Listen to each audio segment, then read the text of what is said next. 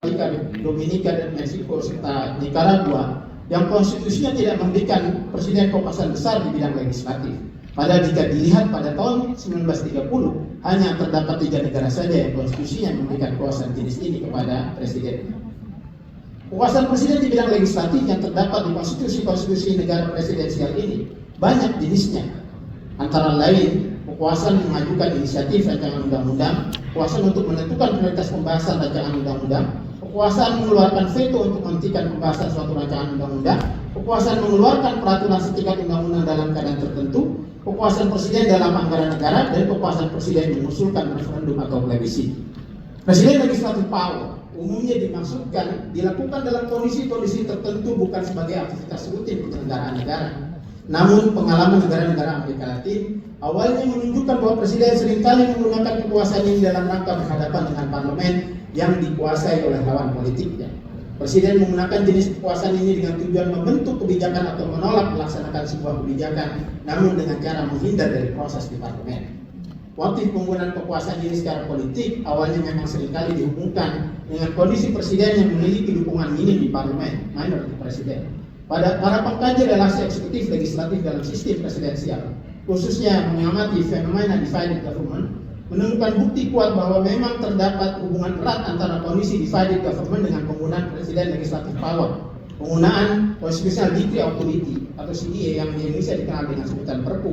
Awalnya dikatakan bahwa frekuensi pembentukannya terkait dengan kondisi presiden yang minim dukungan di parlemen, sehingga presiden cenderung ingin membentuk kebijakan dengan menghindar proses di parlemen. Dalam kondisi divided government, relasi eksekutif dan legislatif memang seringkali berlangsung secara konfrontatif. Presiden memimpin agenda legislasi di parlemen.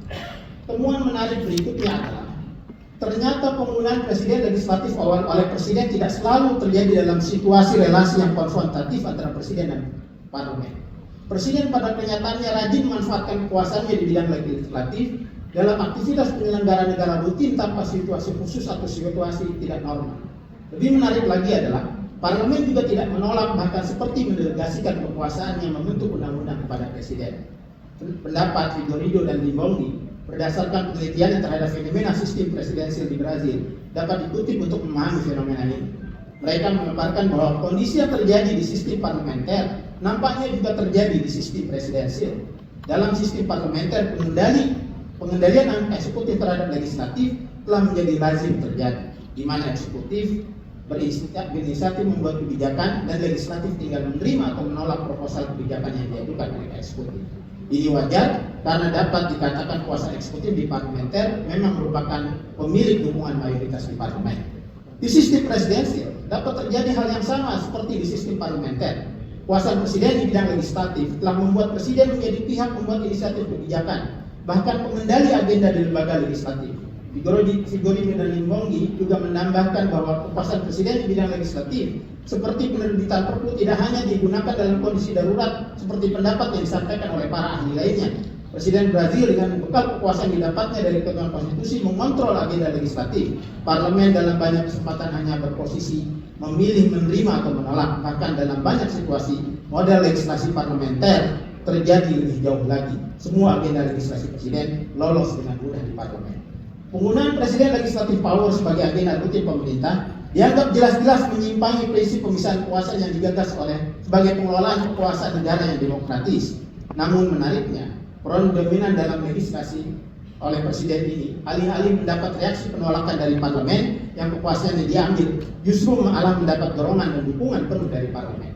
Penggunaan kekuasaan presiden di bidang legislatif dengan frekuensi tinggi, yaitu penerbitan Perpu, bukan langkah yang melemahkan parlemen atau berhadapan dengan parlemen. Tindakan presiden tersebut justru disetujui oleh parlemen. Parlemen seperti mendelegasikan fungsi membentuk kebijakan atau membuat peraturan kepada presiden. Hadirin yang saya muliakan, bersatunya dua kondisi, yaitu kekuasaan konstitusional presiden di bidang legislatif yang tinggi dengan situasi dukungan politik yang dominan, memang sangat dimungkinkan presiden memimpin dan mengendalikan agenda legislasi. Presiden terlibat dalam perencanaan legislasi jangka pendek dan jangka panjang Presiden mendominasi inisiatif pengusulan undang-undang, Presiden menyusun konsep dan rancangan undang-undang, Presiden ikut dalam pembahasan rancangan undang-undang, Presiden ikut persetujuan rancangan undang-undang, Presiden mengesahkan, Presiden bahkan dapat secara proaktif membuat undang-undang sendiri yang langsung dilakukan. Presiden berkuasa menginisiasi anggaran negara, bahkan Presiden dapat menginisiasi terjadinya referendum. Namun dapat dikatakan langkah Presiden suatu negara yang memiliki semua jenis Presiden legislatif power itu secara sekaligus. Kecenderungan di tiap-tiap negara memang membuat pembatasan terhadap kuasa tersebut. Pembatasan bisa dalam bentuk terbatasnya jenis kekuasaan di bidang legislatif yang dimiliki oleh seorang presiden, ataupun pembatasan prosedur penggunaan dari kekuasaan tersebut. Presiden Amerika Serikat memang memiliki veto untuk menghentikan pembentukan undang-undang yang dilakukan oleh Kongres. Namun veto merupakan putusan presiden untuk menolak keseluruhan undang-undang. The line item veto atau menerima sebagian isi undang-undang dan menolak sebagian yang lainnya tidak diperbolehkan. Veto dari Presiden Amerika Serikat juga dapat di-override oleh sepertiga anggota Kongres. Artinya Presiden Amerika Serikat masih mungkin dipaksa melaksanakan undang-undang yang tidak dia setujui. Presiden Brazil memang memiliki kuasa menerbitkan medidas provisiolas atau Perpu. Namun melalui amandemen ke-32 pada tahun 2001, Konstitusi Brazil, Perpu yang diterbitkan tidak boleh diperpanjang lagi atau diterbitkan oleh Presiden jika sudah kehabisan waktu atau karena ditolak oleh Parlemen.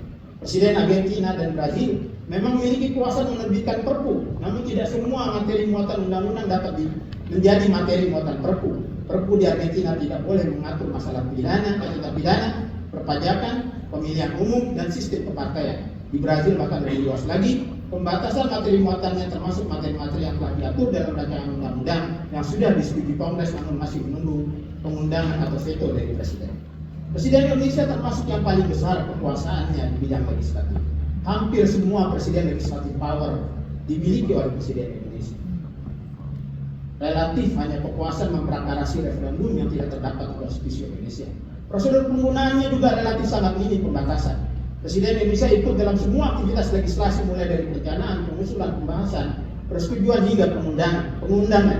Kekuasaan ini lebih besar daripada sekedar veto. Kekuasaan Presiden Indonesia bahkan lebih besar daripada sekedar the line item veto yang dilarang di Amerika Serikat. Presiden Indonesia boleh menolak sebagian atau seluruh rancangan undang-undang karena memang Presiden Indonesia ikut membahas dan menyetujui rancangan undang-undang. Ketidaksetujuan Presiden atas suatu rancangan undang-undang tidak bisa dilawan, bahkan RUU yang ditolak tidak boleh diajukan lagi dalam periode itu. Tidak seperti Presiden Amerika Serikat, Presiden Indonesia tidak mungkin dipaksa melaksanakan undang-undang yang tidak dia setujui. Dalam penerbitan Perpu, Presiden Indonesia relatif tidak memiliki pembatasan baik dari segi prosedur maupun materi muatan. Pembatasan prosedur dapat dikatakan hanya bergantung pada interpretasi terhadap rasa hal ihwal kepentingan memaksa.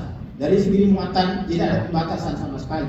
Semua materi undang-undang yang diterbitkan dalam bentuk Perpu, semua materi muatan undang-undang dapat diterbitkan dalam bentuk Perpu oleh Presiden. Penolakan separation of power. Ketika para founding fathers Amerika Serikat menolak melaksanakan separation of power, gagasan Montesquieu dan John Locke itu, di antara argumentasinya adalah perlunya dilakukan saling checks antar cabang kekuasaan. Akibatnya memang berimplikasi tidak benar-benar terjadi pemisahan kekuasaan karena check and balances adalah dengan memberikan sedikit kekuasaan yang aslinya ada pada satu cabang kekuasaan kepada cabang kekuasaan lain untuk digunakan sebagai alat check. Kuasa pembentuk undang-undang sebagai aktivitas cabang legislatif diberikan sedikit kepada eksekutif berupa veto agar pelaksanaan pembuatan undang-undang di Kongres dapat dicek oleh Presiden agar tidak terjadi kesenang-wenangan Kongres atau terjadinya tirani mayoritas. Konsumsi dari ide ini menyebabkan relasi yang tercipta antara cabang kekuasaan adalah relasi kritis. Penyimpangan terhadap pemisahan kekuasaan dilakukan demi terciptanya relasi kritis antar cabang kekuasaan. Gagasan ini di atas sangat berbeda sekali yang terjadi hari ini. Separation of power disimpangi bukan karena menginginkan terjadi relasi yang saling kontrol, melainkan terjadinya relasi yang kolaboratif atau bahkan relasi yang konspiratif antara eksekutif dan legislatif.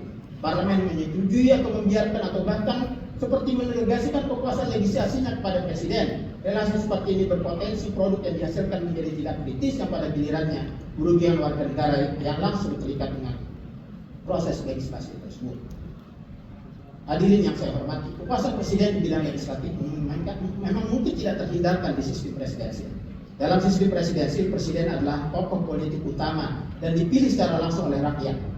Pada dua pemilihan yang terdapat di sistem presidensil, apalagi jika dilakukan secara serentak, fokus debat publik ada pada visi, misi, dan program yang diajukan setiap calon presiden, bahkan pada visi, misi, dan program partai politik di pemilihan legislatif. Pada gilirannya, presiden semakin diharapkan bertindak sebagai kepala legislator, bukan saja sebagai kepala eksekutif dalam rangka implementasi visi dan misi program kebijakan yang menjadi janji-janji politiknya. Namun, membiarkan relasi antar presiden dan parlemen menjadi relasi tidak kritis tentu berbahaya bagi warga negara. Studi yang kami lakukan terhadap perilaku pembentukan undang-undang di parlemen oleh presiden dan DPR dalam dua kondisi, yaitu ketika lockdown dan session dan ketika situasi pandemi yang lalu, menemukan fakta-fakta bahwa terjadi relasi yang tidak kritis sehingga dapat dikatakan pembentuk undang-undang memiliki persoalan akuntabilitas publik, legitimasi, dan dominasi kekuasaan eksekutif yang tinggi.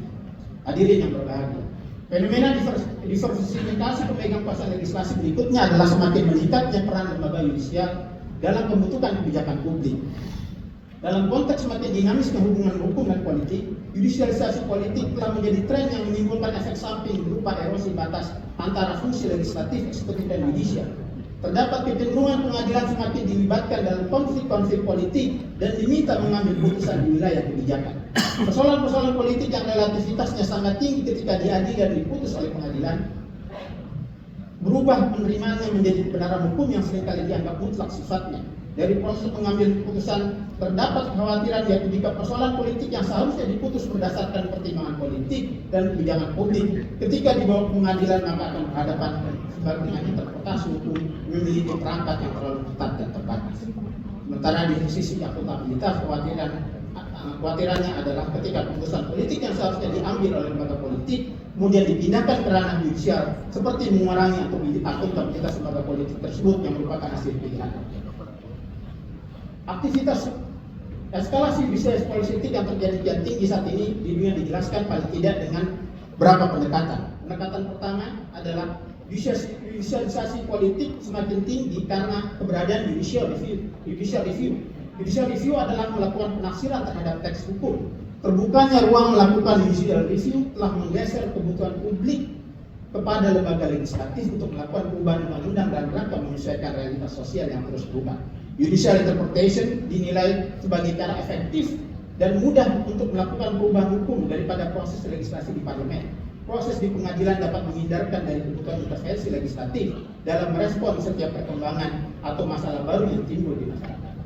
Kedua, dalam banyak kasus undang-undang yang dibuat oleh parlemen lebih banyak ditujukan untuk menanggapi isu-isu mendesak dalam masyarakat. Namun pendekatan yang terlalu pragmatis ini seringkali menimbulkan komplikasi dalam penerapannya jika tidak didukung oleh pemahaman konstitusional yang memadai. Oleh karena itu, peradilan konstitusi melakukan kalibrasi antara kebutuhan praktis dan prinsip konstitusional, memastikan bahwa undang-undang tersebut diimplementasikan tanpa mengorbankan nilai-nilai konstitusional. Ketiga, peradilan konstitusi telah memainkan peran lebih luas lagi daripada sekedar menilai konstitusionalitas undang-undang. Pengadilan juga memberikan pedoman substantif untuk pembentukan legislasi di masa depan. Aktivitas ini mencerminkan evolusi peran pengadilan dari pelaksana pasif menjadi partisipan aktif dalam proses legislasi. Tidak hanya mengidentifikasi konflik interkonstitusional, fungsi interpretasi kekuasaan kehakiman juga menawarkan panduan legislatif untuk menjelaskan bagaimana undang-undang di masa depan dapat dirancang untuk memenuhi standar konstitusional yang telah ditetapkan.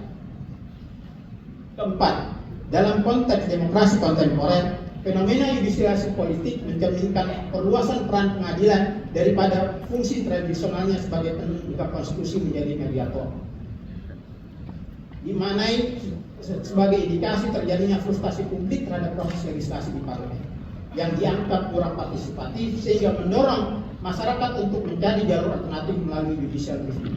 Pengadilan dalam kapasitas ini tidak hanya menjalankan peran sebagai penjaga legalitas, tapi juga sebagai evaluator legitimasi kebijakan publik, menciptakan ruang bagi eksepsi dan advokasi yang sebelumnya tidak tersedia dalam proses legislatif. Hadirin yang berbahagia, salah satu yang dikhawatirkan dalam ketika terjadi intervensi politik dalam putusan lembaga peradilan, semakin banyak kemungkinan lembaga yudisial itu membentuk kebijakan publik, maka seperti membuka peluang memindahkan debat parlemen di pengadilan. Akibatnya setiap kekuatan politik merasa perlu memiliki pengaruh di pengadilan. Pengadilan seperti berubah menjadi lembaga politik karena setiap kekuatan politik memiliki wakilnya dan setiap hakim seperti memiliki daerah pemilihannya masing-masing. Ungkapan di atas nampak seperti satir, namun realitas demikian memang nampak di lembaga peradilan, bahkan di Amerika Serikat yang memiliki sejarah panjang diskursus intervensi politik di lembaga judisial. Hadirin yang saya muliakan, dinamika ketatanegaraan yang digambarkan tadi hampir semuanya juga terjadi di Indonesia. Bahkan dalam beberapa kasus Indonesia memiliki karakter yang jauh lebih kompleks. Oleh karena itu perlu dibuat gagasan-gagasan pemisahan kekuasaan yang lebih tegas dengan mengandalkan beberapa gagasan seperti pemisahan kekuasaan seharusnya disebutkan tetap relevan untuk dipertahankan. Penyimpangan dari gagasan ini harus dibuktikan dalam rangka tetap mempertahankan mekanisme saling kontrol dan saling membatasi sehingga relasinya tetap kritis. Oleh karena itu karakter khas setiap lembaga harus dipertahankan, tidak boleh tertukar. Betapapun lembaga peradilan tidak terelakkan untuk berperan dalam pembentukan kebijakan publik, namun perlu dipahami proses pembentukan kebijakan publik di lembaga peradilan harus berbeda dengan yang terjadi di parlemen. Proses pembentukan produk legislatif wajar didominasi oleh negosiasi politik daripada keahlian dan akademik. Motif partai politik sesungguhnya dapat dilihat dalam skema policy, office, dan votes. Dalam skema tersebut sesungguhnya motif partai politik atau wakil rakyat dalam membentuk kebijakan adalah untuk menarik perhatian pemilih yang pada gilirannya mendapatkan pemilih dalam pemilihan berikutnya. Relasi kebutuhan konstituen dan membentuk undang-undang memiliki dua sisi mata uang yang menarik untuk dikaji. Di satu sisi pembentuk undang-undang akan berupaya mendengarkan dan menyerap aspirasi konstituen dan untuk diwujudkan dalam peraturan perundang-undangan. Di sisi lain pembentuk undang-undang juga mengabaikan aspirasi masyarakat yang bukan konstituen. Oleh karena itu penting untuk digagas bahwa apa yang terjadi di lembaga peradilan seperti yang disampaikan di Bangalore Principles, bahwa pengadilan berkarakter independen, imparsial, kompeten menjadi karakter yang harus tetap dipegang oleh lembaga peradilan untuk membedakannya dengan lembaga politik.